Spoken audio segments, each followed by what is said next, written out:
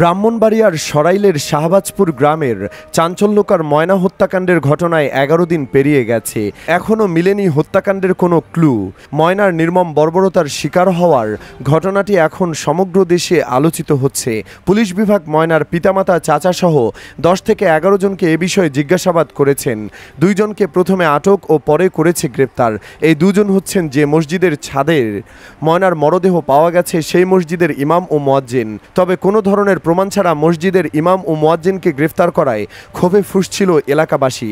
তবে এবার জানা যাচ্ছে কোনো প্রমাণ না থাকায় মুক্তি পেতে যাচ্ছেন ইমাম হামিদুর রহমান।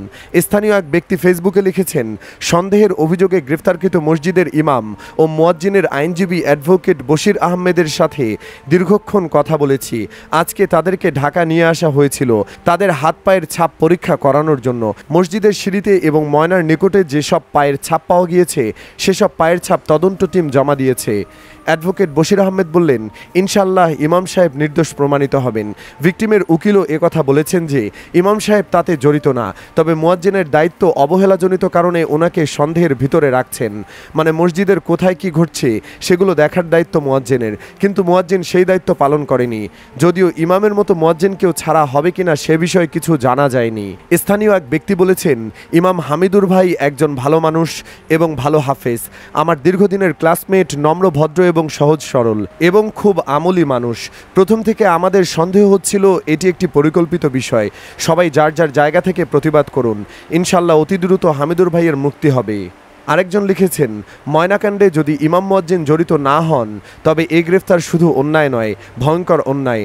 নির্দোষ কেউ হয়রানির শিকার হলে আমরা চুপ থাকব না। অন্যায়কারীর পরিচয় যাই হোক, কাউকে ছাড় দেওয়া হবে না ইনশাল্লাহ। উল্লেখ্য, ১১ দিন আগে সরাইলের শিশু ময়নার মরদেহ পাওয়া যায় মসজিদে। স্থানীয়দের ভাষ্য হচ্ছে, ময়নার বাবা বিদেশে থাকায় মা পরকীয়ায় জড়িত ছিল ময়নার চাচার সাথে। যেদিন ময়না নিখোঁজের খবর প্রকাশ পেল ওই দিন দুপুরবেলা মা ও ময়না চাচাকে একসঙ্গে উলঙ্গ অবস্থায় আকামের মধ্যে দেখতে পায় ময়না তাদের আকাম প্রকাশ করে দিবে বলেই এই ঘটনাকে ধামাচাপা দেওয়ার জন্য ময়নাকে তার মা শেষ করে দেয়। যদিও এটি আইনিভাবে প্রমাণিত হয়নি, কারণ ময়নার মাকে গ্রেফতার করা হয়নি। এদিকে ময়নার বাবা বিদেশ থেকে চলে আসে ময়নার আকস্মিক মৃত্যুর সংবাদ পেয়ে। বাবা সাংবাদিকদের প্রশ্ন উত্তরে বলেন, আমার মেয়ে কোনো একটা বিষয় জেনে গেছে, যার ফলে মেয়ে আমাকে ফোনে কথা বললেই দ্রুত বাড়িতে আসার জন্য বলতো, এবং বাবা নিজেও চাচাসহ বেশ কয়েকজন মেয়ের হত্যার সাথে জড়িত আছে বলে ধারণা করছেন।